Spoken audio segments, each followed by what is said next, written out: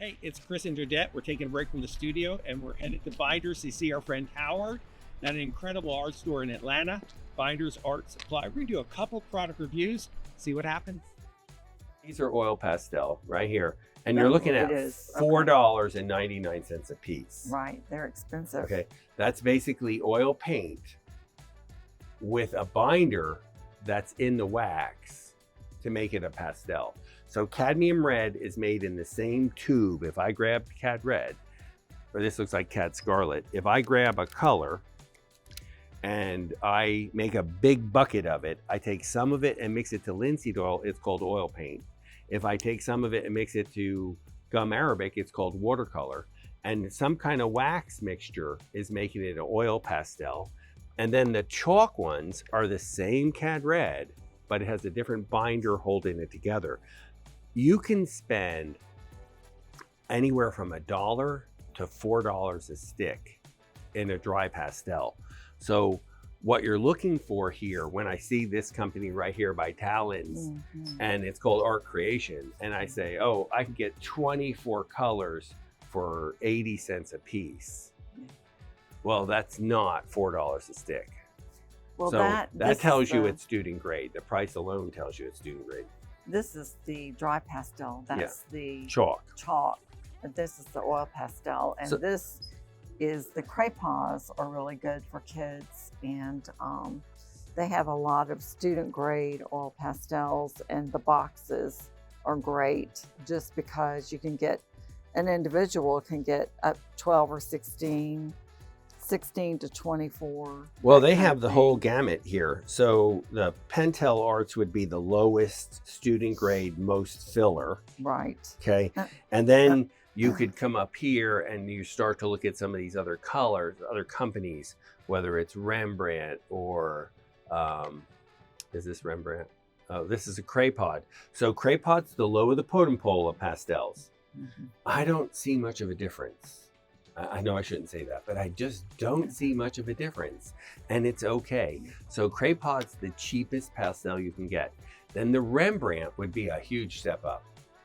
Okay, and then if you want to talk about a step up, a Sennelier, I mean, that doesn't get any better. Sennelier was around when Monet was, Sennelier was putting tube in a paint when Monet was just starting. So this is a premium company. So typically, and it works this way.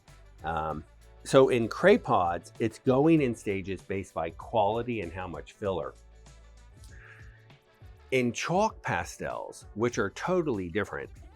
So a chalk pastel is dry and it's dry to touch, and they don't have any for me to touch and play with. So a chalk pastel, though, works this way. Is there a new pastel here, Dodette? I don't. So I generals, don't think they have them. and so these are chalk pastels. They're also called soft pastels. She calls them dry pastels. They're not oily, but they are, the alpha color and the generals are student grade version. The next step up would be new pastel, N-U-P-A-S-T-L-E. And then you jump to Rembrandt and Uno and Sennelier and Schmecky. So what's the difference now? In oil pastels, the difference is in quality. What's in it? How much filler? That's not quite the same in the chalk pastels. The biggest difference in the chalk pastels are hardness.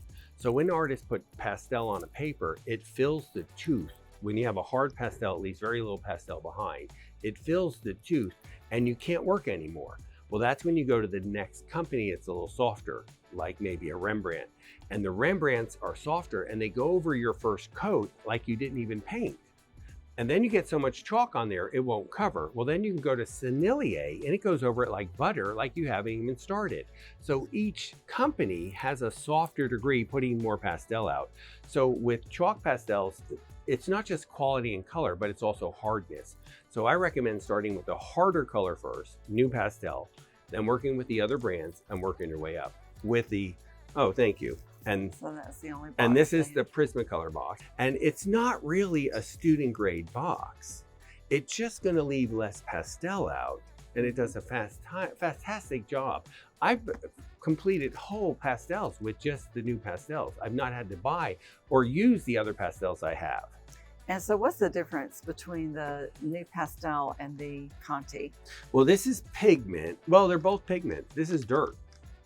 Okay. I mean, they're both. Pigment is dirt What do too, you raw use sand them and burnt. for? We did a little demo on that orange painting with the sanguine and the iron.